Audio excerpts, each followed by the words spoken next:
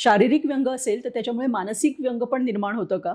हे एक मला सांग. आणि भारत आत्ता दिव्यांगांच्या बाबतीत कुठल्या स्टेजला आहे? दिव्यांगांची आत्ताची मानसिकता काय आहे? मला असं वाटतं की शारीरिक व्यंग ज्यांना असतं त्यांना मानसिक व्यंग खूप लवकर येऊ शकतं आणि त्याच्यामध्ये फॅमिलीचा खूप मोठा वाटा आहे की ते त्यांना कशा पद्धतीने जगवतायत किंवा त्यांना ब्रिंगअप करतायत, त्यांचं पूर्ण पालनपोषण करतायत. कारण बरेचदा असं होतं की आई वडिलांना वाटतं की जाऊ दे, याला काही येत नाहीये तर राहू देत. पण तसं न करता जर का तो नॉर्मलच आहे मुलगा किंवा मुलगी, हे बघून जर का त्यांनी कामं दिली तर ती करता येतात आरामात आणि ती करणं खूप आवश्यक असतं. आणि डिपेंड्स अगेन की तुमची डिसेबिलिटी कुठली आहे आणि केवढी आहे.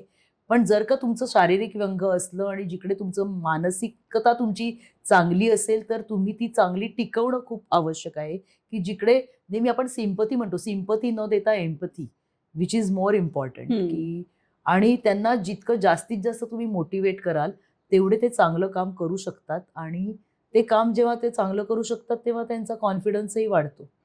त्याच्यामुळे मला असं वाटतं, की खूप आवश्यक आहे, की त्यांची मानसिकता खूप स्ट्राँग करणं, हं. हे महत्त्वाचं आहे. भारतामध्ये असे खूप दिव्यांग आहेत, की अ, खूप छान शिकतात. पण ते शिकल्यानंतर सुद्धा त्यांना जर का जॉब मिळत नसतील, कारण आपला समाज, की आपल्या समाजाने काय ठरवले किंवा आपले जे काही जी-आर येतात गव्हर्नमेंटचे, त्याच्यावरून त्यांना काय कुठल्या पद्धतीचे जॉब्स मिळतात, काय क्वालिफिकेशन्स असतात, हे सुद्धा खूप इम्पॉर्टंट आहे. की आता खूप क्वालिफाईड दिव्यांग आहेत आपल्याकडे आणि खूप जण शिकतायत आता सुद्धा आणि खूप चांगल्या उच्च स्तरावर शिकतायत. पण त्यांना कितपत जॉब मिळतायत हे सुद्धा खूप महत्त्वाचं आहे.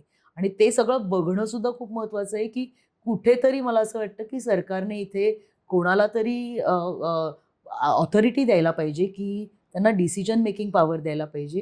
ते आय-ए-एस ऑफिसर जे असतील त्यांना, की तुम्ही हे नीट बघून घ्या, की जेणेकरून त्यांना तुम्हाला तुमचा तो पर्सेंटेज तुम्हाला वाढवता येईल, हं. की जिकडे खूप चांगली कामं करून घेता येतील या लोकांकडून.